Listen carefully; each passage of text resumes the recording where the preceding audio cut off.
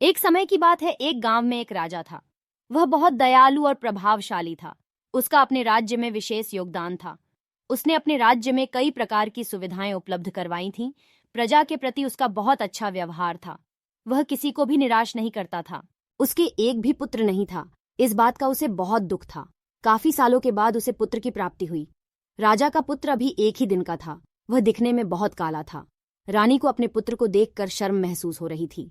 तो रानी ने दासियों से कहा कि अपने राज्य में किसी और के भी पुत्र का जन्म हुआ है क्या। दासियों को पता चलता है कि राज्य में किसी गरीब घर में भी पुत्र का जन्म हुआ है। तो रानी कहती है कि मेरे पुत्र से ज्यादा सुंदर है, तो मेरे पुत्र को बदल दे। पुत्र को बदलने के बदले में उन्हें धन जेवर देंगी। दासियों ने ऐसा ही किया। राजा जब तक शिकार खेल कर आए, जब तक सुंदर और गोरा पुत्र वहां पर सुला दिया। राजा जब शिकार से आकर बच्चे को देखते हैं, वह बहुत खुश होता है। बच्चे को बहुत प्यार मिलता है।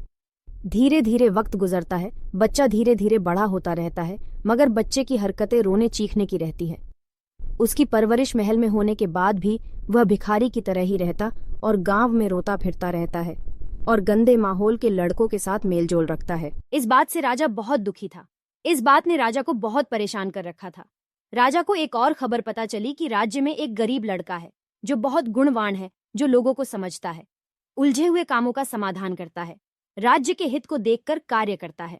राज्य की समस्याओं को हल करने के बदले में उसे इनाम भी दिया जाता है। लोगों की समस्या को वह सुनता और उनका समाधान भी करता है। उसकी प्रसिद्धि दूर दूर तक फैलने लगी। दूसरे राज्यों के लोग भी उसके पास आने लगे और उनकी समस्या को आसानी से हल कर देता।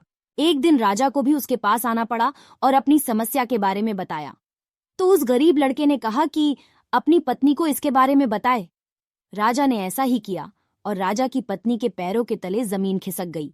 राजा की पत्नी जोर जोर से रोने लगी और कहने लगी कि मुझे माफ कर दीजिए, मुझसे बहुत बड़ी गलती हो गई।